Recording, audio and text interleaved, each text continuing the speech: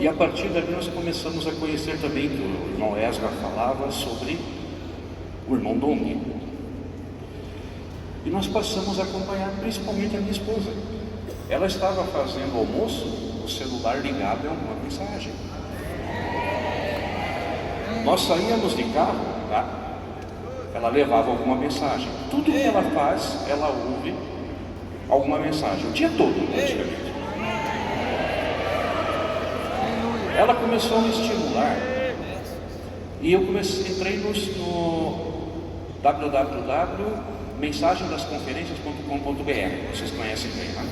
E a baixar e ler lá os PDFs. Eu tenho mais facilidade assim. E aí a minha vida começou realmente a ser transformada. Eu fui alcançado pela graça do Senhor. E eu sempre procurava fazer a obra de Deus. Mas foi a partir dali que eu comecei a conhecer, a partir da palavra profética, tá? O Evangelho. E eu assisti aquilo com pouca internet, com muita dificuldade. Eu caí de joelho na sala lá no Timor-Leste. Mas veja os mistérios do Senhor. O irmão Donguinho trouxe a palavra profética aqui para o Ocidente. O Senhor me pegou lá no Oriente com a palavra profética. E aí eu comecei a seguir o irmão Esra Amado. Aí o Senhor nos trouxe no voo de repatriação novamente para o Timor, para o Brasil. E eu entrei assim, não tenho vergonha de dizer, uma cristã depressiva. Porque eu via todos os sinais se cumprindo e o que nós estávamos fazendo para trazer o Senhor de volta. Na verdade eu queria que ele esperasse um pouquinho. E aí eu comecei a comer aquelas mensagens, uma por uma do irmão Esra Amado. E aí um dia eu vejo que ele morreu. Eu confesso a vocês, eu caí de joelho no quarto e chorei muito. Luiz estava em Curitiba, eu estava em Santa Catarina. E eu chorei muito e disse: Senhor, agora que eu descobri uma palavra que tem tudo a ver com o que nós acreditamos, pensamos, que bateu no nosso coração, agora o Senhor recolhe ele, como é que fica? Só que aí eu pensei, a palavra, a mensagem, ela é eterna. Eu vou continuar ouvindo as mensagens do irmão Esra. Só que aí, ali eu comecei a prestar atenção, que o irmão Esra falava, irmão Pedro. Aí eu pensei, quem é esse irmão Pedro? Aí coloquei lá, ainda fui pesquisar como é que escrevia, né? E aí descobri lá o irmão Miguel e o irmão Pedro. Nossos filhos amam o irmão Miguel, porque eles dizem um brabinho, chamam ele de um brabinho. E aquela mensagem assim. E aí nós começamos a ouvir as mensagens, e comer as mensagens, e mastigar as mensagens. Só que aí nós lembramos do nosso campo missionário Timor-Leste. E nós, com todos os filhos e frutos da fé ali na casa do oleiro, mastigando ali as mensagens daqui da árvore da vida. E aí eu comecei a orar pelo Timor e disse: Senhor, e agora como é que fica? Porque 2 vezes que nós fomos ao Timor, em 2011 e 2019, Deus dizia para nós, calado. Era agente secreto de Jesus, não era para falar de Jesus, era só para orar, interceder, ganhar a confiança deles.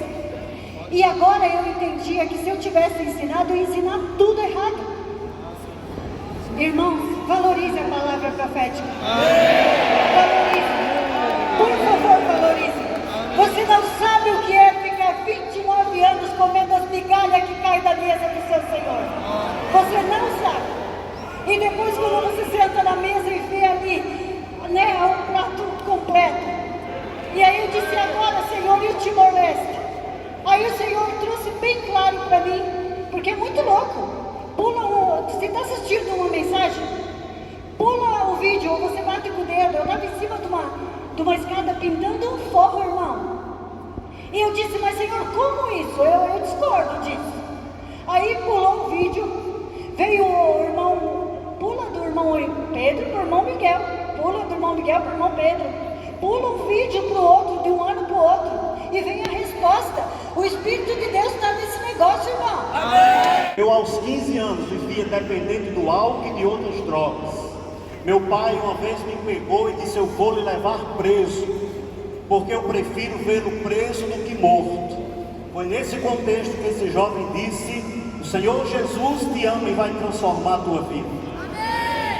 Aos 18 anos eu entrei no seminário teológico congregacional em Recife.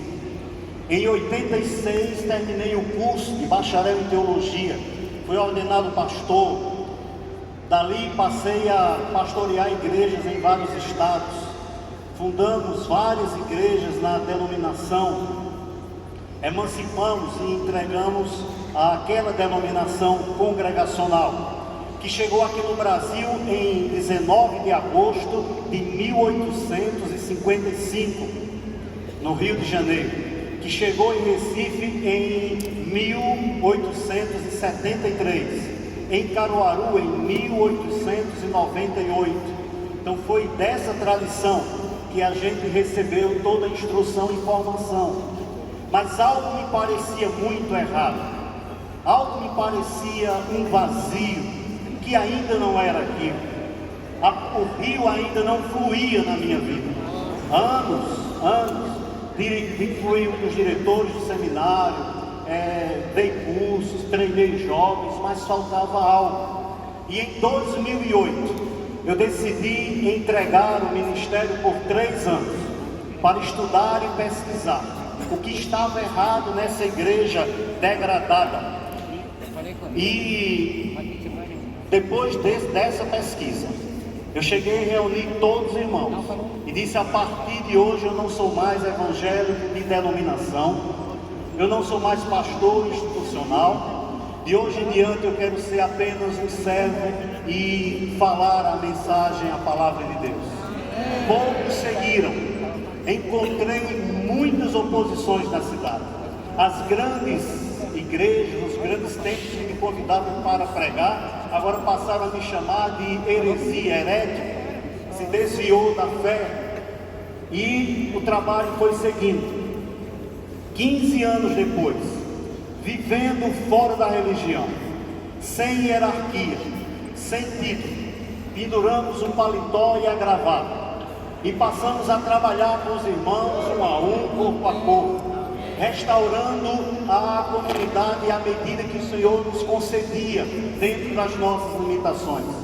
Aquele trabalho foi se multiplicando e chegamos a formar, o Senhor pela sua ação, 26 comunidades, que nós chamamos da igreja em casa, nas localidades, e em 10 cidades diferentes. Mas algo ainda ficava incompleto. Eu digo: Senhor, ainda está faltando algo. E mais uma vez o Senhor teve misericórdia. E não foi numa instituição, e não foi num templo.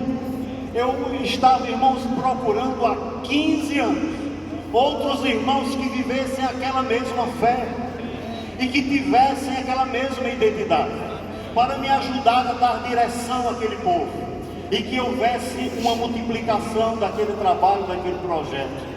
E quando em dezembro do ano passado a gente desistiu de procurar e pesquisar na internet e tentar localizar grupos, e às vezes localizado, mas não era bem aquilo, o Senhor foi ao nosso encontro, usando esta jovem, Alessandra.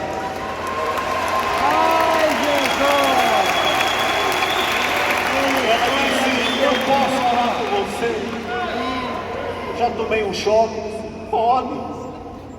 E ela começou a orar, e depois me pediu para repetir uma frase, e depois me ofereceu a literatura, eu adquiri. Eu digo: agora é minha vez de falar com você. Eu digo: quem é o seu pastor? E qual é a sua identidade? E qual é o templo? E qual é a placa? Ela disse: eu não tenho nada disso. Eu digo: eu também não. Eu vivo como você vive. Ela disse: eu posso pegar o seu contato? Pegue. Me aproximou a Jailson, e graças a Deus tem sido uma história maravilhosa. Ele disse: vai ter uma conferência de jovens lá no Mardunas. Eu digo: vamos juntos. Vamos ter uma reunião de serviço em Garanhuns. Eu digo: vamos. Agora vamos para São Paulo. Eu digo: aí complicou. Sem nenhuma estrutura financeira, eu digo: mas pela fé vamos. E estamos aqui, irmãos, com a família completa, para provar dessa graça.